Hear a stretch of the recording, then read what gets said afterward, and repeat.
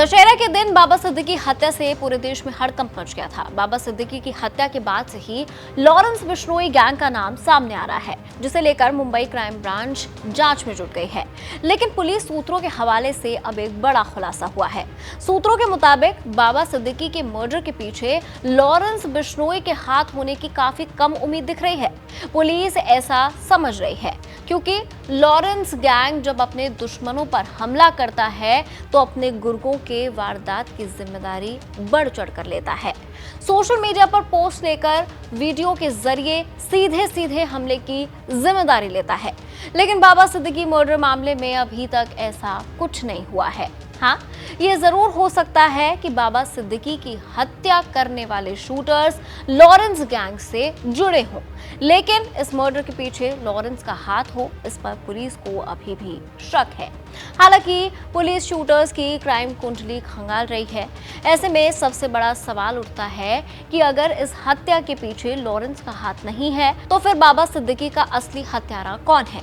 Mumbai police के सूत्रों की माने तो बाबा सिद्दीकी के मर्डर की वजह प्रॉपर्टी विवाद भी हो सकती है और पुलिस की जांच इसी दिशा में आगे बढ़ती नजर आ रही है। सूत्रों के मुताबिक बाबा सिद्दीकी ने स्लम रिहैबिलिटेशन अथॉरिटी यानी SRA प्रोजेक्ट का विरोध करने की कीमत चुकाई है। बता दें कि बाबा सिद्दीकी बांद्रा के एक बड़े रियल एस्टेट कारोबारी थे।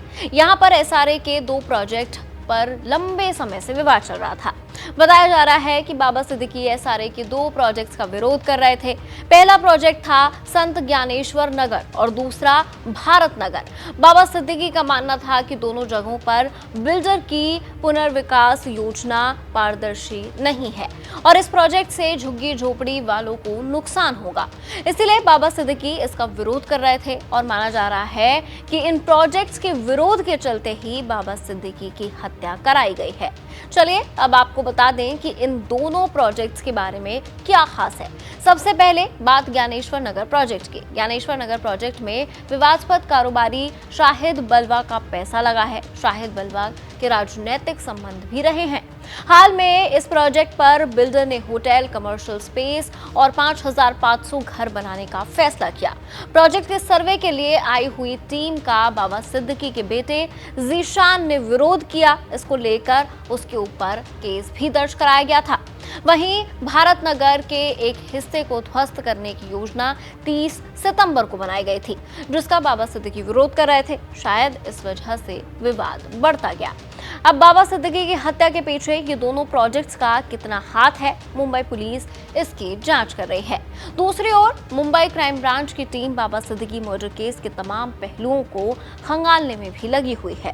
क्राइम ब्रांच की टीम जीशान सिद्दीकी के दफ्तर पहुंची और CCTV फुटेज समेत जांच से जुड़ी कई अहम पहलुओं के बारे में पड़ताल भी की। पुलिस सूत्रों के मुताबिक आरोपी करीब 1 महीने से बाबा सिद्दीकी और जीशान सिद्दीकी के घर और दफ्तर की रेकी कर रहे थे। साथ ही उन जगहों की भी रेकी की जहां बाबा सिद्दीकी के इवेंट हुआ करते थे। इन सब जगहों के फुटेज पुलिस की जांच में अहम सबूत साबित हो सकते हैं।